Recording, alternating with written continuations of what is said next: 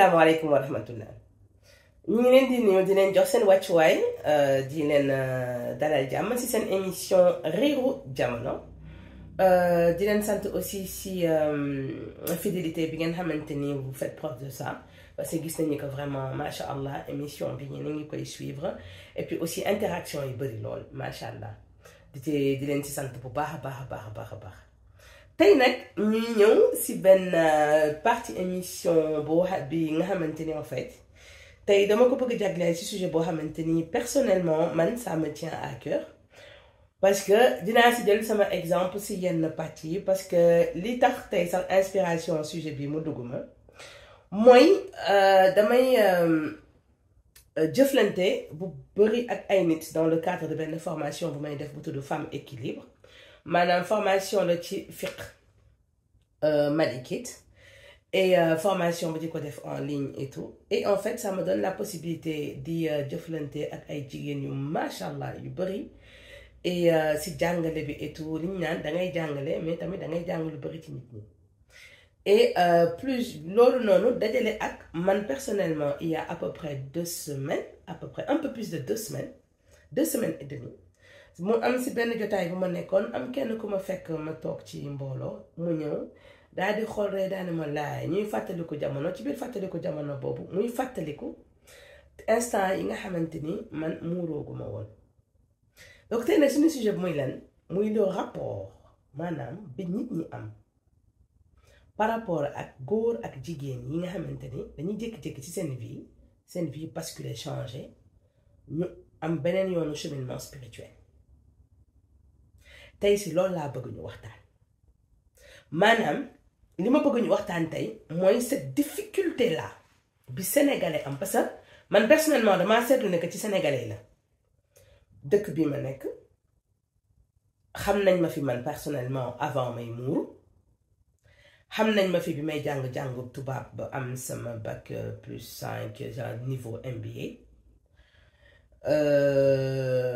ñu xam ma après ma basculer à partir de 26 ans dugg ci diine bi de tout ce cheminement là avec toutes les erreurs que j'ai pu commettre parce que da ngay def ay erreurs yu bëri yoo xamante ni vraiment yàlla rek moo lay suturaal il convient que nit ñi am compréhension baal la ànd ci ak yow am si tolérance mais da ngay découvrir plusieurs choses mooy ni que sénégalais yi dañ ci am gandi maami problème comme si en fait nit ki bu soppeekoo jóge de Z maanaam da ngay switcher dañuy woowee si anglais switcher nga jàll si lii jóge ci lii dem ci lii loo xam c'est complètement opposé sénégalais il a du mal ah non mënut a nangul nit mu soppeeku sénégalais mënu ko ki nga xamante ni du jullit te mu nekk si beneen xeet moom mën na ko comprendre te da ngay gis ne que sa coppite du ko déranger ki nga xamante ni en fait jullit la mais que nekkul sénégalais da ngay gis ne que moom tamit alhamdulilah au contraire sa kooku da ngay gis nga la plupart du temps chaque fois da lay kii parce que dafay am envie changer wala envie améliorer mais je parle d'amélioration on ne change pas on s'améliore parce que nit mënut a soppeeku ci jikko mais jikko bi en fait lay jël def ko ci lu baax kese donc soo loolu la ñu woowee amélioration mais bu nekkee sénégalais non keroog dañ ma ñëw fekk ma toog ñu ni ma man de man xaw ma mës nañ maa jox parole fenn mais bañ ma ko joxee man mii sax dama ne man bañ ma nee waxal looy wax donc genre asamaak man mii mu xam man Soukeyna bi nga xamante ni moom ba may xam en plus xale laa woon dans le sens où aw ma woon âge bi ma am tey parce que fu ma nekk ni sama 40 ans dugg na donc ba nga xamante ni 20 et quelque laa am la may wax parce que man bi may muuru fekk na ma am 26 ans waaw muuru jéem a góorgóorlu ci diine bi ci kattanu borom beeg mbaaxam parce que yàlla mooy dimbali ku ne nit mënut a dimbali boppam da ngay def effort yàlla daal la ciy jàppale donc ba may lijjanti bi ma yàlla borom subhanahu wa taala di ma lijjanti mu metti woon lool mu nekkoon cheminement boo xamante ni ça a été très compliqué tey jii loolu mën naa cee def fukki émission cheminement boo xamante ni metti woon na ci man metti woon na ci samay entourage am na ay njuumte yu ma def ak yépp comme nit ñëpp mais da ngay gis ne que sénégalais yi ñoom zéro tolérance point à la ligne zéro tolérance tey na loolu laa bëgg ñu waxtaane lan moo tax sénégalais yi suñuy fréquenté nit ñu gis ko ci loo xamante ni neexu leen ñu ciy toog di ko waxtaane di ko jëwee mu leen di neex yàlla xëy suturaal nit kooku soppi ko ñu jël loolu ñoom mel ne comme si nit ki en fait ñoom la def lu metti maanaam nit ki le fait que mu changé du leen arrangé saa yu ñu amee occasion rappelé ko maanaam nit ki tey jii am na 40 ans ba muy def la muy def 25 ans 26 ans maanaam diggante 20 ans 25 ans 26 ans te la nga ko cay xam sax bëriwul ndax 2-3 ans nga ko cay xam la nga ca xamal bëriwul même boo la nga ca xamal ba mu bëriwee li mu dund entre 25 ans ak 40 ans mu dund ko ci yoonu yàlla yow loolu safu la yow li la saf mooy à chaque fois boo gisee nit ki na nga ko fàttaliku naan ko ba ngay meesu ba ngay greffage ba ngay sol lu gàtt ba ngay sol jean ba ngay dem boîte ba ngay nangam man nag tey nag loolu laa bëgg ñu waxtaane parce que da ngeen war a comprendre ne que gis nga jamono bi ñu toll et depuis quelques années muuru wala nekk góor boo xamante ne dangay bàyyi njaaloo góor bu bàyyi yëfu caaxaan góor bu daal di jël boppam tënk ko ci charia di dem jàkk di def nangam gis nga ak jigéen nga xamante ne day jël viyam yëpp dëpp ko daal di koy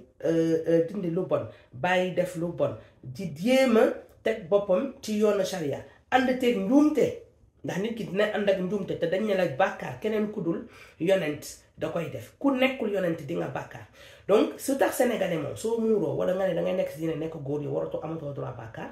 loo def ñu ne dama moo fi nekkoon di muuru waaw moo fi nekkoon di jaay yàlla moo fi nekkoon di jaay nangam lu tax sénégalais ils sont comme ça tey loolu mooy sama question lan moo tax sénégalais en fait képp koo xamante ne danga am ambition religieuse mooy lan ambition spirituelle mooy lan dangaa bëgg yow borom bi subhanahu wa taala dimbali la teg la ci yoon bi ñoom déjà ils viennent avec une espèce de méchanceté extraordinaire maanaam xeetu mbon ngoo xamante ne envers nit kooku xeetu intolérance boo xamante ne envers nit kooku nit ko lu mu def rek dafay grave ba pare bañ ko façon bañ boo xamante ni seen biir xol lañ koy tibbee ba nga xamante ne fuñ ko mënti gisee lépp lu nit ki war a wax lépp lu nit ki mën a wax lépp lu nit ki fas yéene wax lépp ku nit ki war a def mën a def wala fas yéene def ñoom dañuy jàpp ne nit ki daf koy indi tout de suite pour indi leen jugement daf may juger dafa foog ne que moom moo gën nit ñi parce que dafay muuru pour moom moo gën nit ñi tey loolu laa bëgg ñu waxtaanee bàyyi leen nit sooy ànd ak moom yàlla def ne que nit ki mu jël le gauche côté gauche wala mu jël côté droit parce que liy def lu baax ak lu bon di ki ngeen di àndal bi dem muur wala ki ngeen di àndal ba mu dem commencé jël di julli ji di nangam nekk góor di dem jàkka ja c'est pas parce que moom day wax parce que da ngeen ko war comprendre mooy nekk nit bu nekkee ci cheminement spirituel mooy comme nit bu commencé di jàng benn métier su nekkee ne que métier bi muy jàng daf ko passionné au début entourage am ku mu gis da lay nettali métier bi di la nettali yow tey lii la ñu def yow nangam kii lañu def gis naa moom booy togg nangam parce que kooku cheminement bi mu nekk et engouement bi mu nekk li mu nekk looloo ko intéressé donc c'est normal que mu ciy wax de la même manière nit ki su nekkee ni que diine la et puis surtout bu nekkee wàllub diine dafa am benn xeetu tiitàng wala benn xeetu prise de conscience boo xamante nit ki daf koy am su bëggee nit ñi nga xamante ne dañoo nekk autour de lui dafay bëgg ñooñu ànd ak moom ci cheminement boobu parce que dafay bëgg moom yàlla sauvé ko mais dafay bëgg parce que am na yenn première règle li muy njëkk a jàng mooy lan mooy ne que dem àjjana ànd ak ñi nga bëgg dem àjjana ànd ak sa ay waajur ànd sa ak sa ay xarit donc képp koo xamante ni dafay dugg si cheminement islamique bi dafay am envie en fait képp koo xamante ni daf koo xam mu ñëw ànd ak moom ci loolu mën na ko def de manière maladroite mais c'est pas la fin du monde en fait. Et étant donné que c'est pas la fin du monde, c'est pas la peine en fait de les stigmatiser et de dire que nit ñi dañ leen di juger wala nee na kuy daal loo wax ne mën naa la waxu yàlla loo xam ne mën naa la waxu yàlla et ngeen ànd si ak xeetu mbon xeetu méchanceté boo xamante ni nit ki su nekkee ni que il n'est pas téméraire su nekkee ni que elle n'est pas téméraire maanaam am fit am fulla am fayda mën a démystifier li ngeen di xalaat ci moom mën a démystifier li nga xamante ni moom ngeen di considérer ba pare vous avez cette tendance ñun sénégalais te dama ci bii moom dama ci raaxaale sama bopp à toujours croire ni que ñun en fait la notion qu'on a de la religion su keneen ñëwee am une notion beaucoup plus orthodoxe que ñun ñu ñuy gisee kon kële dafa intolérant pourquoi lu tax pourquoi vous poussez les gens su nekkee ni que dem ngeen ba xam ni que kii chemin bi mu jël ak yéen seen bos du benn wala bokkoon ngeen chemin wala sax ba ngeen di bokkee chemin ki muuru tey moom moo la dàqoon a def lu bon waaye yàlla moom dimbali na ko ba nga xamante ni def loolu moom bàyyi na ko yow tuuti rek nga daan def mais moom lu def na danaa dana ëpp size moom beneen côté la nekkoon pourquoi léegi yow nga bëgg jël loolu en fait bëgg koo def arme contre mel ni comme si yow kii en fait le fait que mu soppeeku c'est une espèce de miroir de yow miroir de ce que tu fais ou de ce que tu ne fais pas donc forcément daf may juger pourquoi vous êtes comme ça te nga xamante ni da ngay gis ni que boo nekkee suñu dëkk yi ñi nga xamante ni ñooy ay nasaraan nga xamante ni nekk ñu ay jullit sax ils sont beaucoup plus tolérants dañuy gis nit ñu ànd ak moom nit ki nekkoon ak ñoom di dem si boîte wala du muuru du nangam wala du daawul woon julli wala góor boo xamante ni daf daan génn ak ay nit yoo xamante ni voilà duñu julli duñu machin kooku jékki-jékki changé bàyyi loolu yëpp dem ut jabar takk jabar toog même bu utul jabar mu daal di tënk boppam di jéem a tënk boppam ci lu baax yi sénégalais yi rek ay wax ñeneen ñi duñu wax même suñu mbokk yeneen africains yi ah non pas du tout ah mais non mais t'as vu franchement c'est bien hein, il a changé hein, nanana sénégalais mujjee nam gis nga daa waale dafay jaay ni que moo gën a gëm nit ñi yàlla sénégalais qui es-tu pourquoi ngeen baal ma tey moom foofu laay génnee pourquoi lan moo tax bu nit di góorgóorlu ci diine vous êtes les premiers à les stigmatiser et ceux qui stigmatisent le plus ñiy góorgóorlu ci diine excusez-moi hein, mais ce sont les sénégalais qui se disent musulmans man là il y a 2 semaines et demie biñ ma waxee loolu ah yow da nga xamante ni nangam am naa tamit koo xamante ni et pourtant sama xarit la fu ñu toogee ak ay nit ah su ko nga xamante ni ba nga fi daan def ay mèche gudd bi nga xamante ni da nga daan sol jean bi nga xamante ni da nga daan sol jupe bu gàtt allô et quelquefois j'ai envie de dire aux gens diggante bi ma daan sol lu gàtt ak bi may sol lu gudd di muuru période bi ma muuroo ak bi ma yëngatu ci diine ça va faire quasiment 18 ans, 17 ans, eh ben c'est largement supérieur à la petite période que j'appelle maintenant petite période. Donc à un moment, est-ce que ce serait possible que Doomu Aadama yi en fait puisse se concentrer sur le changement des individus quand c'est positif? Ñu mën leen a encourager ci changement boobu quand c'est positif. Maanaam kenn ko doon sàcc dañ ko gis ci koñ daan sàcc daan def lu ne nga gis kooku dem dugg ay âge 30 ans wala ay 25 ans 26 ans nga gis ko ndeysaan muy góorgóorlu dem uti ji métier di góorgóorlu nekk ci waaye kon boo ñëwee rek toujours dàqantal bañ ko daan dàqantal te sàcc ba te nanga moom la ñuy dàqantal ba tey. Et avec ça on se dit qu'on est dans une société boo xamante ni c'est une société compréhensive. C'est faux. C'est une société tolérante mais c'est archi faux. Qu'on est aussi dans une société boo xamante ni dañoo gëm yàlla c'est pas vrai. Parce que nit soo gëmee yàlla dangay gëm li yàlla wax mooy ni que doomu aadama su tuubee surtout ni que tuubu nit mën na laa et que nit ki en fait li nga xamante ni mooy nii yawam ak moom mooy yéenam ci biir xolam ak ci biir xelam tu es incapable de xam ko nit mënul nettali géntub jàmbur mënul nekk nit doon jëf nit doon jaay boppam nit daan sàcc nit nekkoon raykatu nit nekkoon amoon ci métier boo xamante ni jaaykatu drogue nit nekkoon si loo xamante ni baaxul woon daan njaaloo mu xëy suba borom bi subhanahu wa taala jàppale ko mu soppeeku yow mi nga xamante ni yaa ngi koy xool daawoo ko woon def tant mieux pour toi yaa ngi koy def ba yàlla na si yàlla dindi fas yéene nga koo dindi yàlla na si yàlla jàppale peu importe yow position bi nga nekk soo gisee nit ki nga xamante ni mi ngi ci loo xamante ni yàlla daf koo gërëm lillahi wa rasuli soo ko ci mënut encouragé noppil shut up tais-toi. amuloo droit xaraam na nga koy fàttaliku paaseem ba pare di ko jël di ko tafal ci digg nit ñi même su nekkee ni ko junj la histoire tout simplement xool ndax mën nga koo humilier wala histoire tout simplement fàttaliku ko moom moo doon kan moom ki mu doona moom moo la ko gën a xam moo la ko gën a fàttali mais moom dafa am loo xam ne daf koo jàpp te yow jàppoo ko xam nga mooy lan moom dafa jàpp yàlla borom bi subhanahu wa taala bi mu ne nit soo tuubee sa bàkkaar soo ko ne soo jàppee ni que bàkkaar bi nga tuub yàlla jéggalal na la ko condition la ci nga am njéggal maanaam da ngay jéggalu pare gëm si sa xol ne que yàlla jéggal na la moom mooy différence entre yow ak moom beneen différence entre yow ak moom mooy ni que moom fàttewul bàkkaaram pour que muy mën a fàttaliku ni que loolu waru cee dellu moo tax muy jugee bêtise entre 19 ans ak 25 ans nekk ci yoonu yàlla entre 26 ans ak 40 et quelques ans bàyyi ci xel te nit ki nga ni ko yow de yaa fi doon def te yow mi nga naan ko yaa fi doon def yaa fi doon greffage yaa fi doon mèche yow de muuru woo woon te yow mi di ko wax yow mi sa wàllu bopp ba léegi muuru wuloo kon xam nga ma danga naa ko yaa fi doon waaye yow yaa ngi ba léegi attention mu am beneen affaire ki nga xamante ni moom xam na ni que dafa war a soppeeku ndax yàlla loolu la digle mu nangu ni que loolu yàlla moom la digle mu gis di ànd ak nit boo xamante ni dem nañ ba ci biir yàlla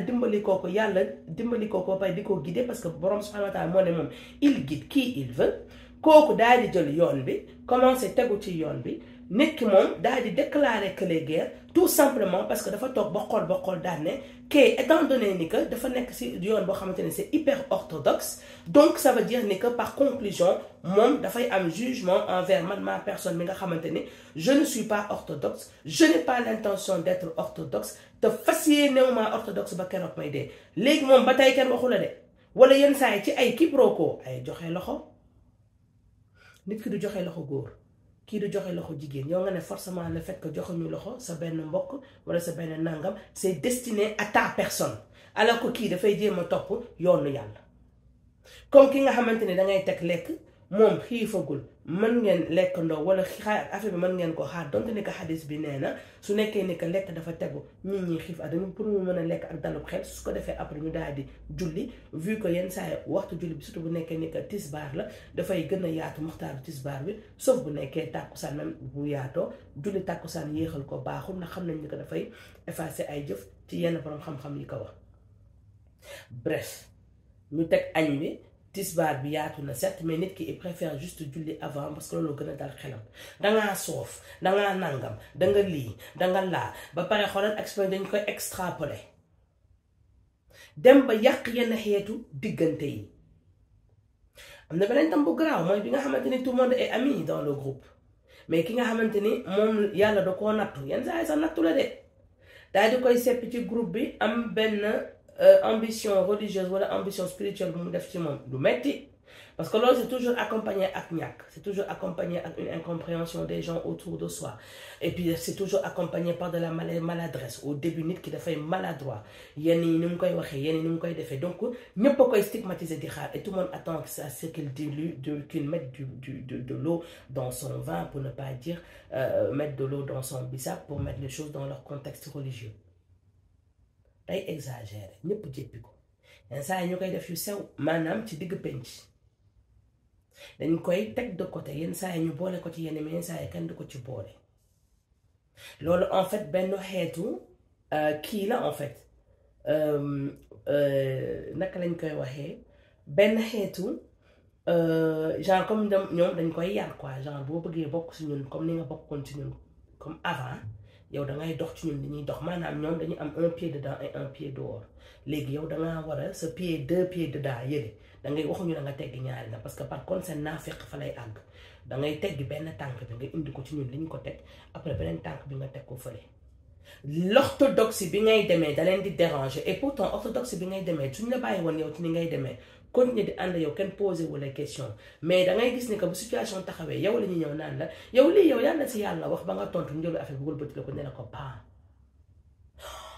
sénégalais kii it yi jëflanteeg sénégalais métti na et le problème mooy ne que plus ngay jàng ci diine di avancer plus ngay am cette ambition plus diine di la yar ci nga mën a supporter parce que dañ lay jàngal ni la que yow ni nga amee ayib nit ñi di la supporter noonu la nit ñi amee ayib nga leen di supporter yoroo concentré wu ci ayibu nit ñi daal naka yow tu te mets en victime daal ne da nga leen di supporter dangaa war a am conscience ni que su nekkee ni que nit ñaa ngi lay def lu bon nga leen di supporter véritablement yow tamit si nga yëg ko wala nga ñàkk ko yëg yaa ngi leen di def ay yoo xamante ne ñoom tam neexu leen et pourtant ñi ngi lay supporter donc sama waxtaanu tey bi xam nga pour lan la pour encourager sama genre yi mel ne man yi nga xamante ni bis bu nekk ñu dégg wala bis bu nekk ñu gis ay comportement yoo xamante ni ça leur montre tout simplement qu'ils ne font plus partie d'un groupe boo xamante ni ça leur tenait à cœur mais qui ne font plus partie, ils ne feront pas partie d'autres groupes et que fu mu nekk ni ils sont en chemin comme des divergents dans le fameux film qui est Divergence maanaam foo dem mën nga bokk mais kenn bëggul nga des ci ñoom carrément ñëpp saa yoo ñëwee c'est bien mais del ñëw de temps en temps bul fay yàgg tu n'appartiens à personne à aucun groupe parce que aucun groupe ne veut t'adopter mais foo manqué dinañ la woo pour nga ñëw parce que un peu de toi de temps en temps dans leur groupe da leen di may tuuti xorom ce qui veut dire que finalement tu te retrouves seul sans être totalement avec tout le monde Et que chaque occasion qu'ils auront de te stigmatiser et chaque occasion qu'ils auront de te rappeler que balaa ngay jéem a jël yoonu yàlla nekkoon nga ci yoonu iblis. Et pourtant pour la plupart d'entre eux ñoom ñu ngi ci yoon boobu ba léegi mais dañ koo yëgul. Donc tey suñu waxtaan si loolu la woon. Un appel en fait à la compréhension et dire aux Sénégalais en général, ñi nga xamante ni ils sont dans un cheminement que vous ne comprenez pas, si vous n'avez pas la capacité en fait de pouvoir leur poser la question en ayant une ouverture d'esprit comme ñi nga xamante ni nekk ñu jullit te di ko def wala ñi nekk jullit te nekk ci yeneen xeet di ko comprendre te di ci inspiré wu ngal la waay bàyyi la nit ñi tranquille. Arrêtez d'essayer de les humilier, arrêtez d'essayer de leur pourrir la vie et arrêtez d'essayer de leur faire croire qu'ils font partie de vous alors qu'en fait vous ne voulez absolument pas d'eux dans vos vies. Xam ngeen lan moo tax ngeen war a arrêter loolu parce que nit ki en fait perte de temps la koy def et que nit su nekkee ne ko danga ko yëgal ni que dafa bokk ci yow dafay ànd ak sincérité bu bokkul ci yow bu ko ci jéem a dugal. Quelquefois c'est dans les réseaux sociaux que tu vois ce genre de comportement là. De nit en fait sur la considération qu'ils ont de la personne, tu lis à travers en fait leur vision des choses et à travers les éléments qu'ils vont partager ou pas ce rejet qu'ils ont de ces gens-là, mais dafay def comme une parabole de Schopenhauer. Moi, la parabole sur les hérissons, madame les deux hérissons yi nga xamante ne bëggante nañu mais ça yu ñu demee bay bëgg nekk ensemble l'un bu côté keneen ki les pics en fait. Piqué kii dañuy jamante suñu jamante day métti dañuy dawante bëgg nañu nekk mais dañuy dawante parce que dafa am loo xamante ni moom moo leen séparé mooy les pics en fait. Ce que je veux aujourd'hui c'est que les gens comprennent ni que yàlla borom subhanahu wa ta'ala moom mooy choisir le destin de qui il veut et c'est lui qui choisit le cheminement de chaque personne. C'est pas parce que quelqu'un évolue avec toi que vous allez avoir le même cheminement au même moment. C'est pas parce que nit daan na rey nit wala nit daan na cagatu wala nit daan na sol lu bon wala nit daan na tox wala nit daan na naan wala nit daan na njaaloo que nit kooku en fait peu importe lu mu doon def ko borom subhanahu wa ta'ala amul capacité amul mbaaxu jël nit kooku soppi ko jàngal ko teg ko ci yoon boo xamante ni dafay cheminer comme ni mu doon cheminer ci beneen chemin bi daal di am xam-xam boo xamante ni mën na koo partager ak doomu aadama yi. Je ne fais pas un appel à la tolérance, je fais un appel à la raison. Ce n'est pas pareil. Je fais un appel à l'intelligence, en fait, le minimum d'intelligence dont sont dotés les gens.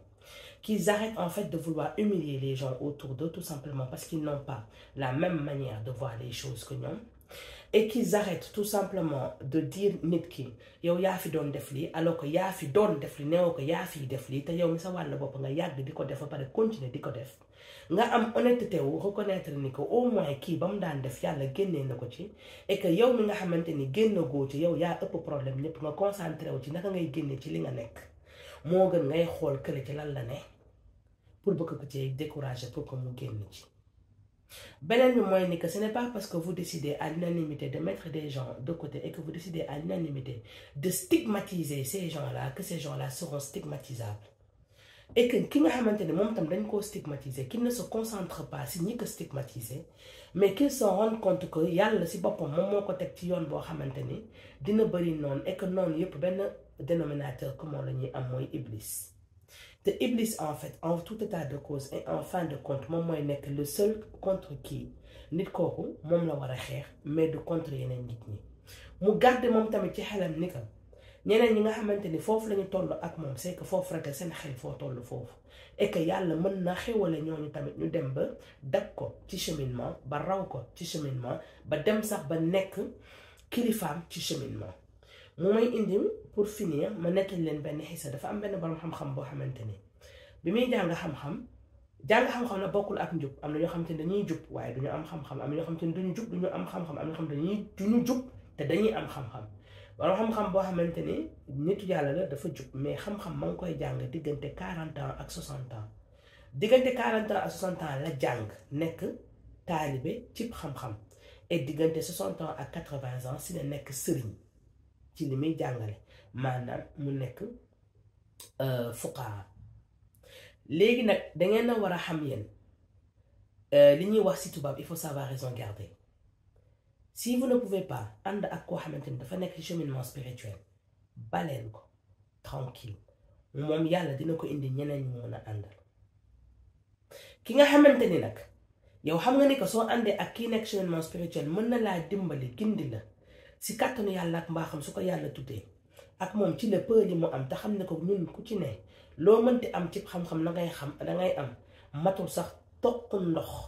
boo xamante ni moom la nit moom la picc mën a samp ni ak bekam ci géej toq ndox boobu li ngay am ci xam sax sa tollu noonu maanaam du dara mais au moins c'est un minimum dans un ensemble et avoir un minimum dans un ensemble c'est mieux que d'avoir zéro dans un ensemble donc di leen sant di leen gërëm ci seen teewaay et seen attention ci émission bi di leen ñaan lillahi wa rasuli soo leen mënut a jàppale ñi nga xamante ne dañuy jéem a baax ci yoonu yàlla vous les laissez en paix. Assalamu alaikum wa rahmatullahi ta'ala wa barakatuh.